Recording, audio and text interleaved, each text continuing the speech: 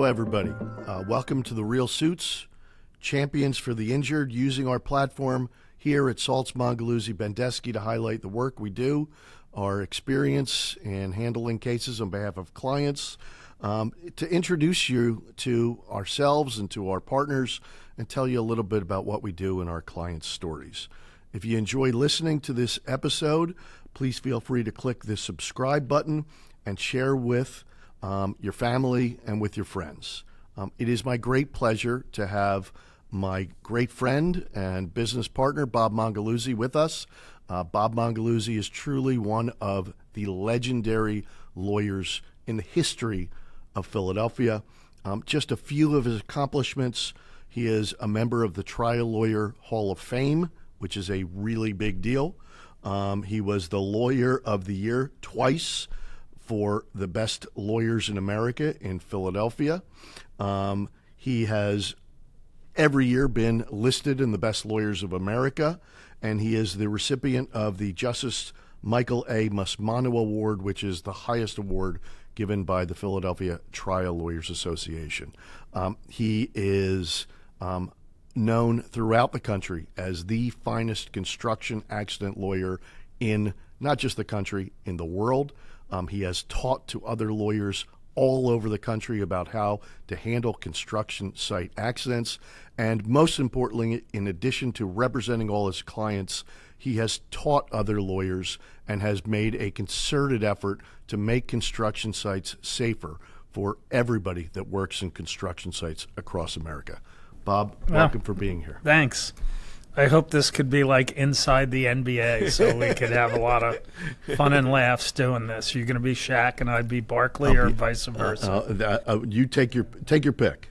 So tell us a little bit about your background, where you grew up, and what you liked to do when you were a kid. Sure. I grew up on Long Island, or as they would say there, Long Island. I was born in Brooklyn. We moved out to Huntington on the North Shore of Long Island when I was 6 months old. I went to 4 years of Catholic school and then moved over to public school in 5th grade. Graduated Huntington High School in 1974. I was probably thought of as a jock, played football, basketball, and lacrosse there. Was recruited to play lacrosse in college, and went to the University of Pennsylvania, where I played both lacrosse and sprint football. So you've mentioned lacrosse twice, and I don't know of anybody that's more passionate about lacrosse than you are. How'd you get into it? I literally was standing in the outfield trying out for 9th grade baseball with my best friend, Jim Burke. It was a sort of dreary day. There were like 40 people standing in the outfield because everybody was trying out. You get like 3 swings of the bat. And on the field next to us, they were playing lacrosse. And I didn't even know what the game was. I had never seen it before. And I looked at my best friend, and I said, it was a Friday, I remember. I said, I'm going to go out for lacrosse. And he goes, I am too. So we went home that night, spoke to our parents, now had to go out and buy sticks. So we got on our bikes. We biked down to Huntington Village. We went to the Combination Sporting Good toy store, Toy Town, to buy lacrosse sticks. So we walked in and talked to the salesperson, and I said, we want to buy lacrosse sticks. He goes, what position do you play? We were like, we don't even know what positions there are. So he goes, do you play street hockey? My friend Jimmy goes, yeah, I play defense. He goes, okay, here's a defense stick. I said, what about you? I said, in street hockey, I play goalie. He goes, okay, here's a goalie stick. So I go to my first practice. I go out for goalie, and they probably score 100 goals in a row. And on the 101st, a guy is catching a pass over his shoulder. I run out of the cage, knock him on his butt, and the coach looks at me and goes, defense. And that started my lacrosse career as a defenseman, which has been a source of great pleasure for me, very rewarding. I was able to play in college. I played club, which was the equivalent of the pro game, for 11 years. Then I coached that team, which is one of the best teams in the world, for 5 years, and then stopped coaching the best players in the world so that I could coach my then second grade son, Andrew, was in the room. And that was just an absolute joy. I coached him from second through 12th grade. Took a hiatus, and about 7 years ago started coaching young women. I felt it was really important that I switch to the woman's side. I grew up in a lacrosse hotbed. Huntington High School was one of the dominant programs on Long Island. I graduated in '74. We didn't have a girls' team. They didn't have the same opportunity that I had. And so when I went back about 7 years ago, I wanted to make sure that young women had the same opportunity that I have, because that brought me to college and taught me a lot of things, created a lot of friendships, which I would like them to have that same opportunity. So what are you doing with the young women that you're teaching and coaching? Yeah, it's sort of unique. I teach them how to dodge and shoot. There are a whole bunch of club teams, youth programs. They play games. They teach them plays, but nobody teaches really the fundamental skills of lacrosse, and that's really what I've focused on. I've got, probably 30 to 40 girls now in college that are playing, great young women, including some of the best players in the United States, multiple All-Americans. It's been really rewarding. During the pandemic, all the club programs were shut down, the high school programs were shut down, and there were a group of 5 women young women who we just found each other and started working 2-3 times a week, a group I call my Fab Five, who've just really flourished in college, both as academically and athletically. So, it doesn't stop there. I know talking to you, they get to college, you're still talking to them, mentoring them. There's one who's in the NCAA playoffs today. We just texted last night back and forth about aspects of her game and her mindset. So that's great. The college girls come back in the summer and will play with the high school players that I coach. So it's a great thing. It continues. So what attracted you to lacrosse when you and your buddy Jimmy were looking at the field? Is that still something that attracts you to the sport? I truly believe lacrosse is the sport that requires the most athleticism. It requires speed and quickness and agility and hand-eye coordination, the ability to hit and take a hit, intelligence, conditioning, endurance. It really requires all of that. So it's always been my favorite sport since I started playing. And I played football and basketball in high school. So it is clear that you have a tremendous passion for lacrosse. Are you passionate about anything else in your life? Well, if you go through the back of this office, and maybe the camera could do a quick little run through. I'm an avid Bruce Springsteen fan. I've seen him 285 times and counting. If you go to the back of the office here, we have literally the greatest collection of high-end collectible Springsteen photographs in the world. Those are going to be going to the Springsteen Archives and Center for American Music, which is a museum that's being built on campus of Monmouth University in North Jersey, not far from Asbury Park. There's going to be a wing of the photographs that are here. So in 2026, we will be taking them from our office and giving them for the world of Springsteen fans to see. So I'm a big Bruce fan. I know you are. But you've never seen him in concert, right? So my first concert is a line from Springsteen's song, The River. that says, "And for my 19th birthday, I got a union card and a wedding coat."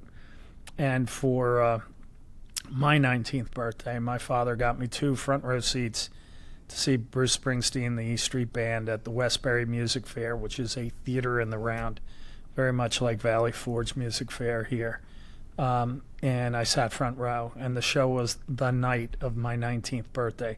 So when hardcore Springsteen fans ask me, what was your first show, it's pretty easy for me to remember my birthday. So I never get that one wrong. And you've seen him since then, right? Yeah. How many times? 285. Okay. You mentioned your dad. What kind of relationship did you have with you? My dad was my idol, always has been. Died 2 years ago at age 100, and he made it to 100. Had a great family celebration. He was born in Long Island City. His grandparents were immigrants from Italy. Lived a hard life. Grew up in a little apartment that didn't have its own shower or bathtub. Showered at the public baths once or twice a week. Put together zippers when he was starting at age 7. After he came home and did his homework, he'd work for 2 or 3 hours to bring extra money in to the family till his fingers bled. Graduated, joined the Navy, served our country in World War II, worked in a factory manufacturing jet engines for the P-51 Mustangs that helped win the war. And came out, met my mom, got married, and then with 3 kids, went to college at night. Became the first person in our family to ever graduate college while he was working as an accountant. So he's working as an accountant. He's a father of 3 young kids, and he's going to college at night. Pretty remarkable. Then my brother was born. We moved out to Huntington. We were living in Brooklyn at the time. So we could grow up in the suburbs and not the inner city. And then commuted back and forth 6 days a week for the next 35 years. Hard worker. Into the city, into Manhattan. He was the CFO of Delman Shoes, which ran the women's shoe outlets at Bergdorf Goodman, Bonwit Teller, and I. Miller. I started working at Bergdorf Goodman when I was a senior in high school in the summer to earn money for college. I continued that on summer breaks after my freshman, sophomore, and junior year, and again my senior year. And then I applied to Fordham Law School, which is right in Lincoln Center, 62nd and Columbus, right on Central Park. And then I continued to work there to work my way through law school. At Bergdorf? At Bergdorf, selling women's shoes. And as much as law school prepared me to be a trial lawyer, so did selling women's shoes at Bergdorf. How's that? Because you have to meet and connect with 20 people a day, 25 people a day, 30 people a day.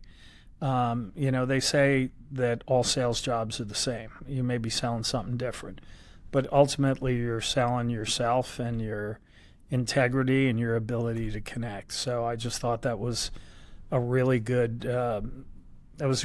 training for me to become a trial lawyer. So you became a trial lawyer. Did you start out working doing construction accident cases? No, I started off at a big Wall Street firm, and I worked there for about a little more than a year.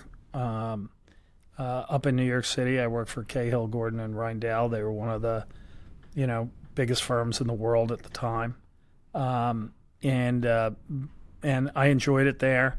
But I saw 5th-year lawyers, 6-year lawyers, 7-year lawyer, 10-year lawyer, having never tried a case. All my life, I wanted to be a trial lawyer from when I was 7 years old. How come? My aunt said because it was because I could argue so well.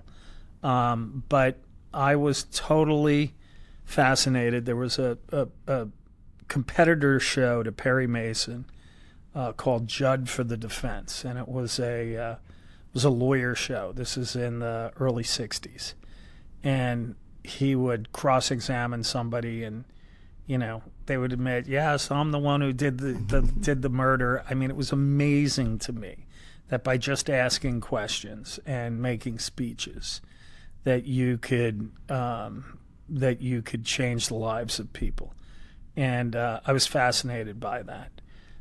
As I got a little bit older, and I'm going to say I'm now like 13, 14 years old, I'd come home and watch Divorce Court. Judge Voltaire Perkins, by the way, Channel 9, New York. And I was fascinated by that. So I always wanted to be a lawyer, and I always wanted to be a trial lawyer. So you worked at Cahill. How did you switch to doing what you're doing? So I had just gotten married at the time.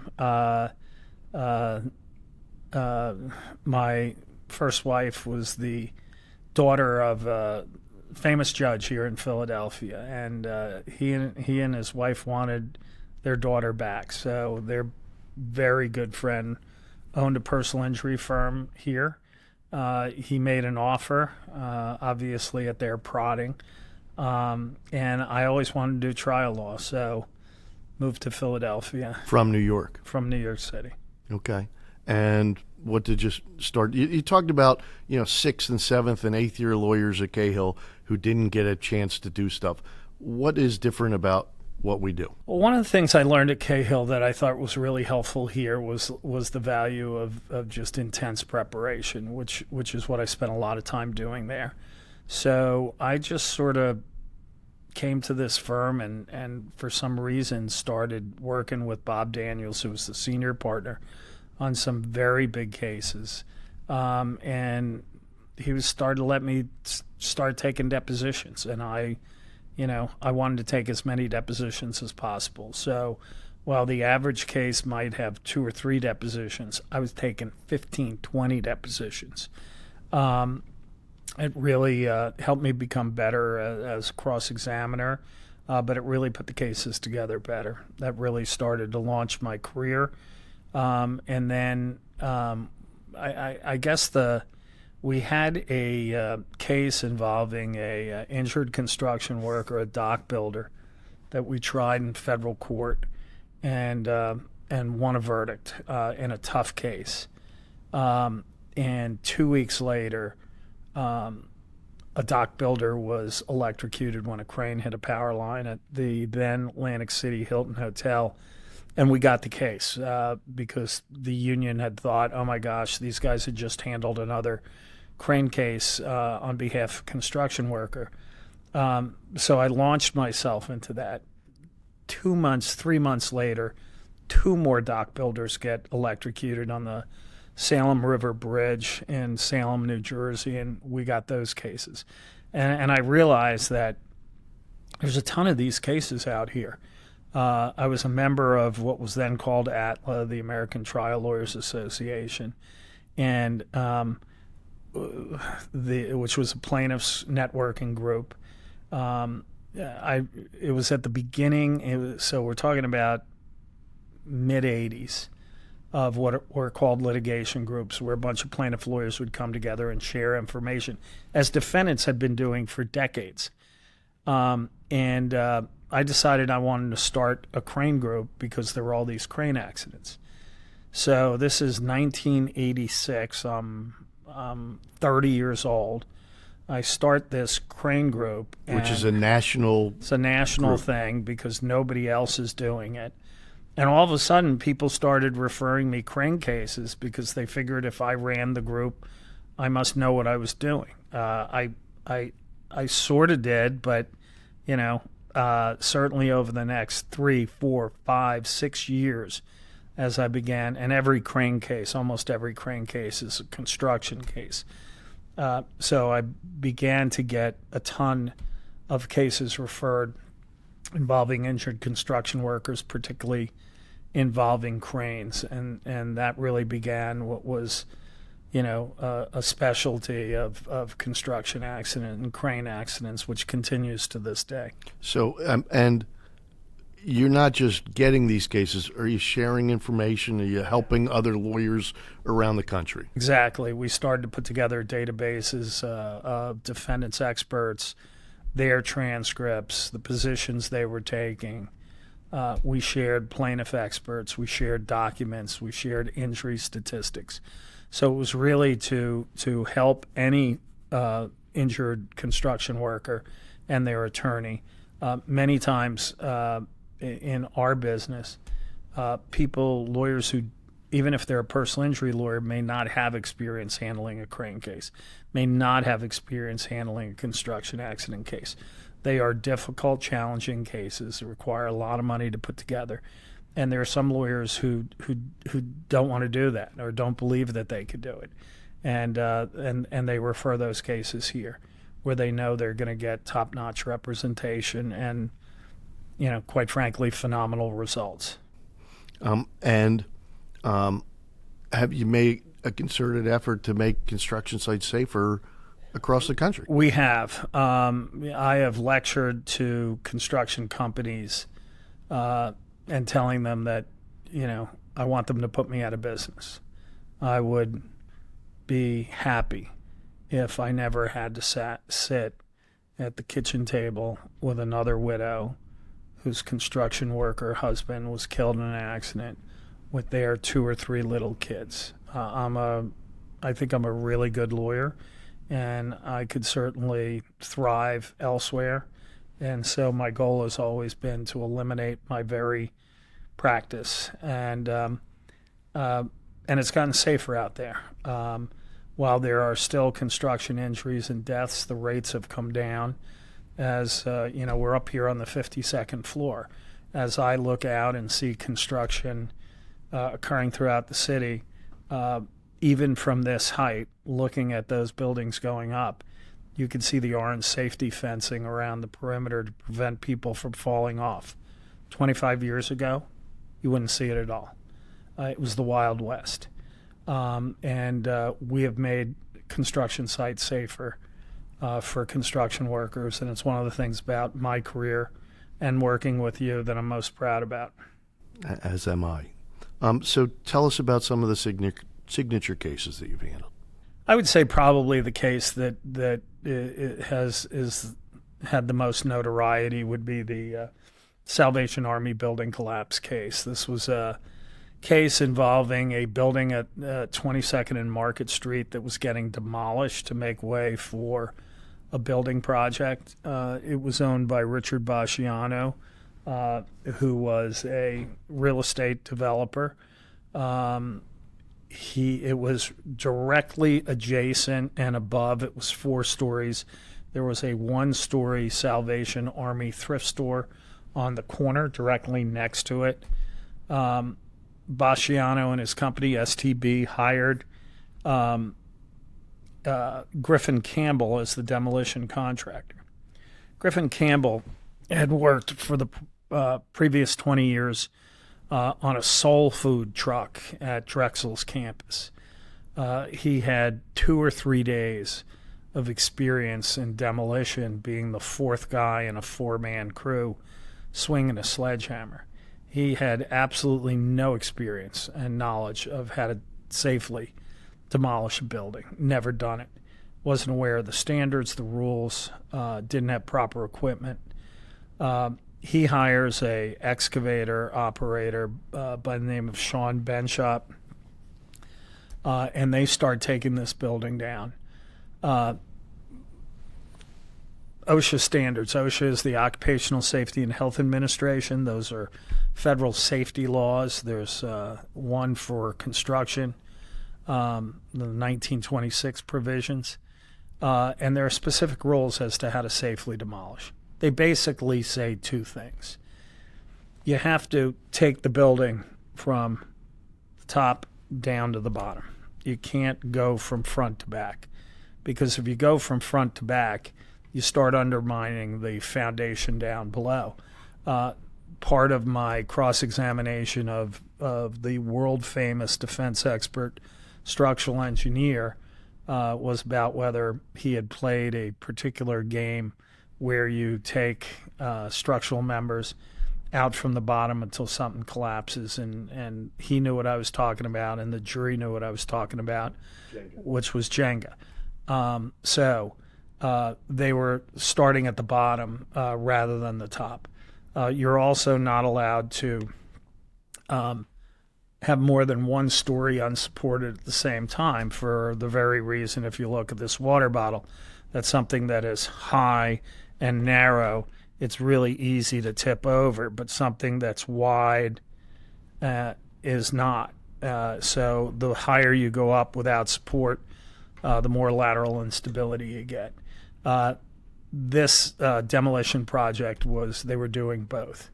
And that ultimately collapses, falls on top of the Salvation Army building, killing their customers and employees. So you may say, so why did you sue the Salvation Army, considering it was their building that got crushed and someone else's ill-advised demolition that did it? Why did you sue the Salvation Army under those circumstances? Because Basciano's business had sent emails and letters to the Salvation Army saying this project is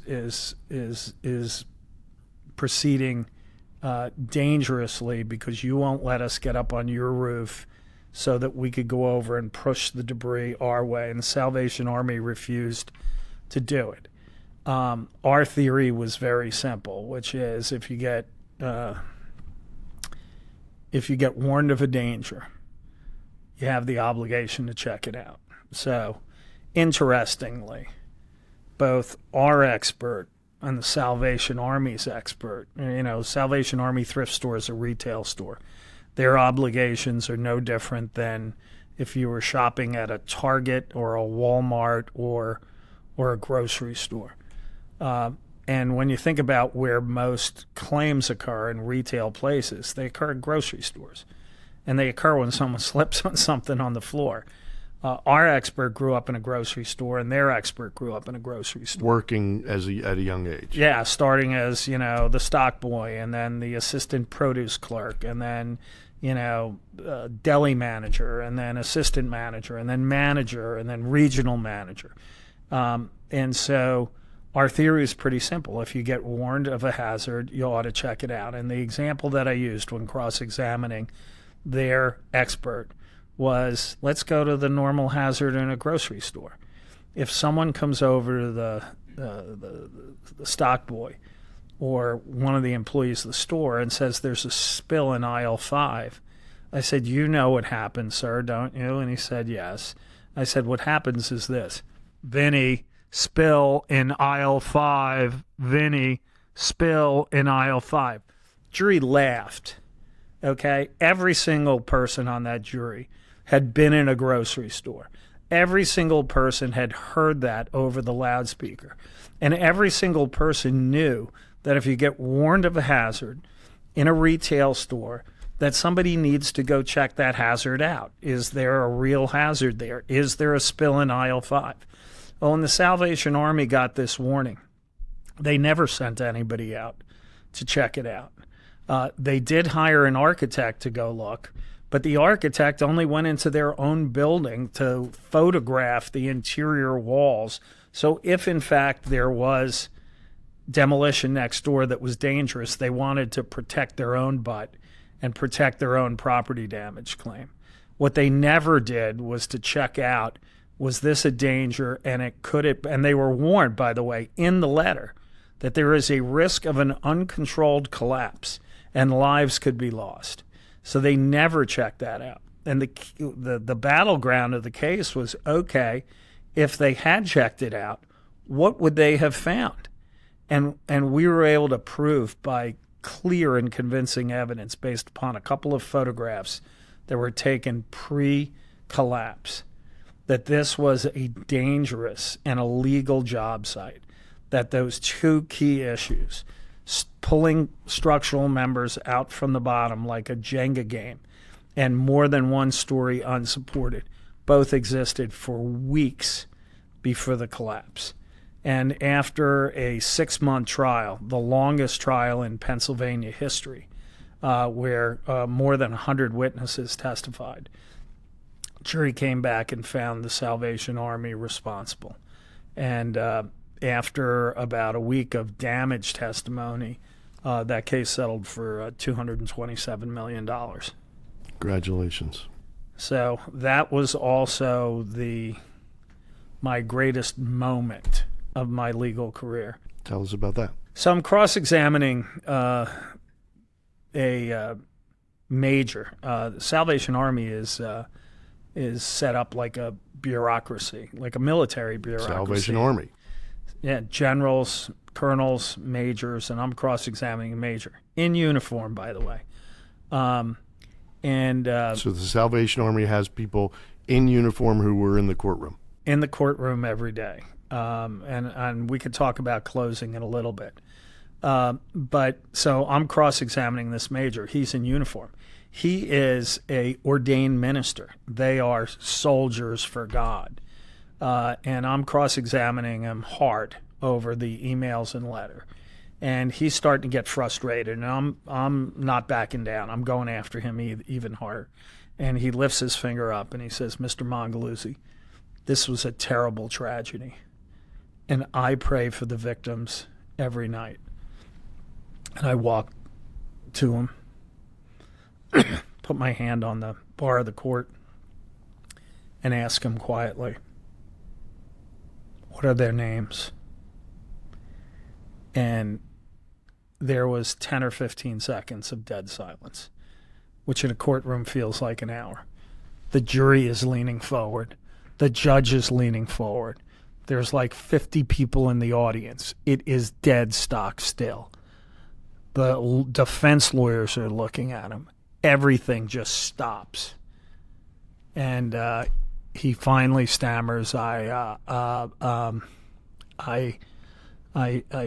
read their names when it happened. I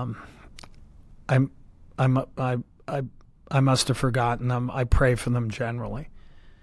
And I just stare at him for like 10 seconds and then walk back to my table, look over my shoulder and say, I guess their names weren't important enough to remember, and sit down. And that was the signature moment of the case. And it sort of crystallized our theory, which is the Salvation Army isn't what they appear to be to you when you hear about this beloved charity. They're actually way different than what you expect. And that moment crystallized it. And I think it was the seminal moment of the case. You started to mention your closing. So closing was really interesting because Basciano was represented by Dick Sprague. Dick Sprague has been for the most legendary lawyer in Philadelphia over the last 50, 75 years. If you were a lawyer who needed a lawyer, you hired Dick Sprague. If you were a judge who needed a lawyer, you hired Dick Sprague. If you were a sports figure, needed a lawyer like Allen Iverson, you hired Dick Sprague. If you were a Supreme Court justice, you hired Dick Sprague, a legendary guy. Short, tough. He's 92 years old during this trial. He's there every day. And how old was Basciano? Basciano was also 90. Okay. So, and the first time in the history of the world that a 92-year-old represented a 90-year-old. Yeah, I'd say probably so. So, and Sprague, who hasn't he's argued motions, but he hasn't done any direct or any cross or any opening, but he's been there and now stands up to give the closing. So I was honored because I was selected out of all the plaintiff lawyers to give the first part of the opening and then to give the last part of the closing. And I now have to stand up after Dick Sprague. And I had given a lot of thought to what I was going to say, and this is what I said. When it was time for Richard Basciano to protect the public by hiring an experienced, safe, and licensed demolition contractor, he hired the inexperienced, unsafe, unlicensed Griffin Campbell. But when it came time for Richard Basciano to protect himself and his money, he hired the legendary Dick Sprague. And I walked right over to Sprague, put my hand out. And then I went to the Salvation Army. When it was the time for the Salvation Army to protect the public by sending their uniformed officers to 22nd and Market Street to check out the warnings that they got of an uncontrolled collapse which could kill their customers and employees, they sent nobody and did nothing. But when it came time to protect themselves and their money in this courtroom, they sent 3 uniformed officers to this courtroom every day for 6 months. Why are they doing it now, and why didn't they do it then? And so it was a theme of when it was time. When I finally got to the end of the closing, I went back to the moment where the major couldn't remember the names of the victims. And I told the jury at the very end when I recounted that he couldn't remember their names. And they should come back a verdict. It's now your time. And you should come back with a verdict where they will remember their names. And they did. You mentioned the theme, when it was time. Do you theme a lot of cases? What's your thinking? I do. I think theme is really important. I think it's part of storytelling. I've told this to many lawyers. I'm going to now link this back to Springsteen. If a trial lawyer, has an extra hour and a half, 2 hours, they want to spend it to become a better trial lawyer, the single best thing I think they could do over that 2-hour period is to watch Springsteen on Broadway, because what you see is storytelling and theme and pacing and connection with an audience, and that's something that he does so well. I was taught how to use themes when I went back to law school in 1995. I graduated Penn in 78. I graduated Fordham Law School in 81. In 94, I went to Temple, who was offering the then first LLM, Masters of Law, in trial advocacy in the history of, I guess, the world, the United States, obviously, and was part of that first class. And the late, great Herb Colsby taught me and us the value of using a theme to storytell, and it's been part of what I've done ever since. You mentioned the LLM. Do you think it's important for lawyers to continue to learn their craft, to continue to get better? I mean, we're trial lawyers, and the only advanced degree you can get, you got to remember, in law school, they're not really teaching you trial lawyering at all. You're learning contracts, you're learning property, you're learning constitutional law, criminal law. You're not learning how to be a trial lawyer. You're not learning how to give an opening statement or a closing statement or how to cross-examine someone. That's absent from law school. So this was the first really intense, focused trial advocacy program in the history of the United States, and I think it's vitally important. And our firm has more lawyers who have gotten masters in trial advocacy than any firm in the world. And we continue to pay for lawyers at our firm to do that. It's important. We do. And so we have lawyers in the program now. I'm happy to say that Larry is a vital part of that. I'm still a part of it, but not as vital as Larry is. He taught, I'm going to say, like 15 separate courses this year. I taught a couple. I still go back every year, though. Yeah. I think it's good for our lawyers. And I think you're right. It's good for everybody to have frankly, it's good for everybody to have a perspective on what other people think. In taking the class, you have to accept other people's criticisms. You should try this. You should do that. Everybody gets kind of stuck in ways of doing things. Yeah, I remember probably the most valuable thing that I learned in terms of criticism. I was doing a cross-examination early in that process and totally tore this doctor in this mock cross-examination to pieces. I mean, to pieces. And my professor looked at me and said, Bob, been practicing law for close to 40 years, and I've never seen anybody destroy a witness more than you just did there.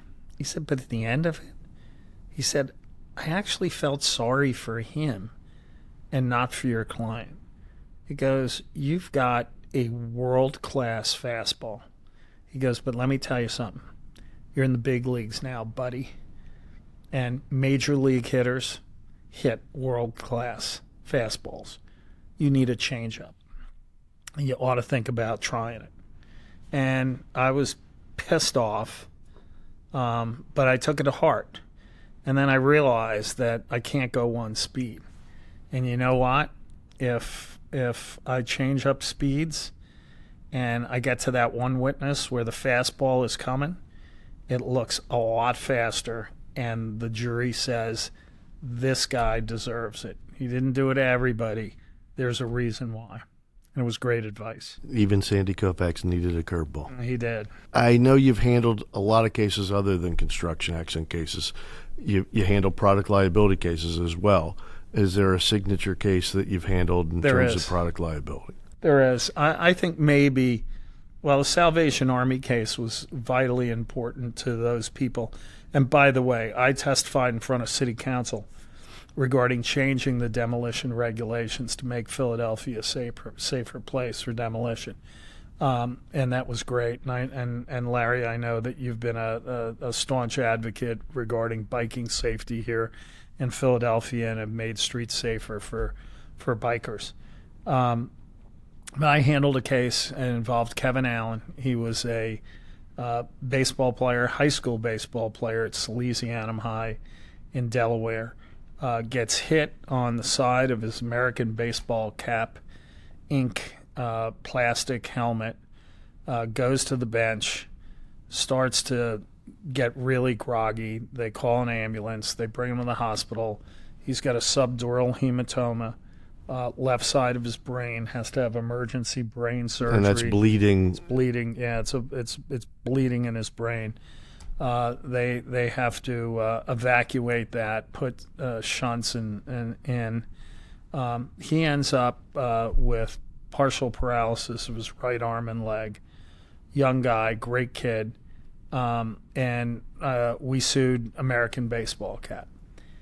Went down to Duke University to meet with an expert down there, James McElhaney, and we talked about helmets. And he looked at me and goes, "This baseball helmet's the easiest helmet in the world to design. You know exactly what's going to hit it. You know its exact weight. I think it's 5 1/8 ounce, if I'm not wrong. You know the maximum velocity that someone can throw it. I think at that point, the world record was like 102 or 103 miles an hour." He said, I could sit down with one of my graduate students and calculate how much force that generates and how much padding you're going to need. This had like 1/8 of an inch of padding. We tested it. We found that at a direct side hit at about 60 miles an hour, you lost all the energy absorption. So anything that the helmet and that little padding was going to absorb was now gone. Everything else was going straight through your skull into your brain. Realized that you would need about 3/4 of an inch of padding. By the way, you only need to put it on one side. You're a batter. You're facing the pitcher. It's not like you have to have it on both sides. And we ended up resolving that case, settling that case, and most importantly, they changed their design. They went to larger shells so they could accommodate more padding. And because of that, I would say tens of thousands or certainly thousands of Little League, high school, other players have been spared at least concussions and maybe brain injury because of that case. It's not just that manufacturer. It's now widespread within the industry. Correct. Everybody's using it, as they should. Rawlings uses that much padding. Everybody does now. So let's shift gears. What other things do you like to do besides, Springsteen, lacrosse, and law? You a movie lover? I am a movie lover. I've probably seen The Godfather 150 times, and Goodfellas probably the same amount of time. What's your favorite? What's your favorite movie? I'm torn between those two. I mean, I think probably Godfather's just a little bit better, but Goodfellas is sort of more topical, more current. So I could sort of see that one as well. So what draws you into those movies? It's just watching. It's just watching the characters and watching, to watch Michael Corleone develop from the younger brother, scared kid, to become the Godfather is like one of the greatest transformations in movie history. The baptism scene, as you and I have discussed, I think is the greatest scene in movie history. And Goodfellas? I mean, the Copa Banana scene of walking with the camera following him, a single take is just, I don't know how they got that done. That's just an amazing, amazing thing. I love both of those movies. Okay. And other movies? I've always been a fan of West Side Story. It's Romeo and Juliet in New York City. And I've always loved New York City. And so that's always been one of my favorites as well. Anytime that's on and I see it, I'm gonna watch it. The original. The original. How was the Spielberg one? Not as good. I don't think so. Yeah. And obviously you're a huge lacrosse fan. You told us you played football. What are your favorite sports other than lacrosse? Well, I mean to watch. I mean I'm an avid NBA fan. I'm an avid NFL fan. I'm a baseball fan, although I don't go to as many games as you do. But I probably went to 15 last year. You probably went to 35. I really like it. So I'm a fan of that. I'm a fan of my son and his wife and their little baby Jackson. We had who's 2 3/4 almost right now. But as big as a 6-year-old. What? Yes, he's like the size of a 5-year-old. And then my daughter Devin just had a baby girl, Casey, about 5 weeks ago. So we're blessed with grandchildren. Life's good. So if Philadelphia could only have one sports team left, what sports team would that be?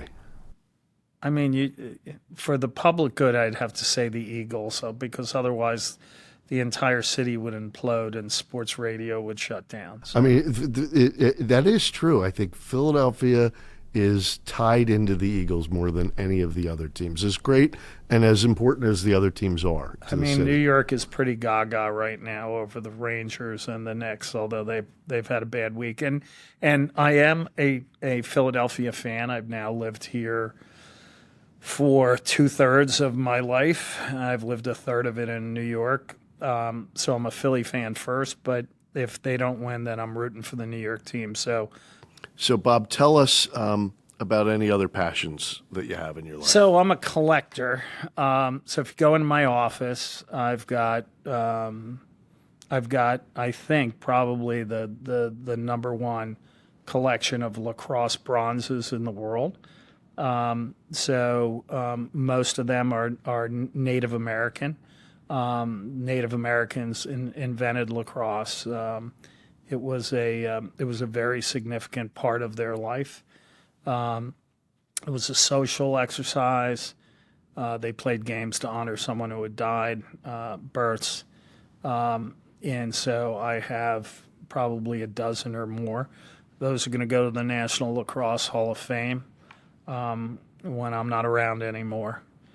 All right. Thank you. Thank you for your time, Bob.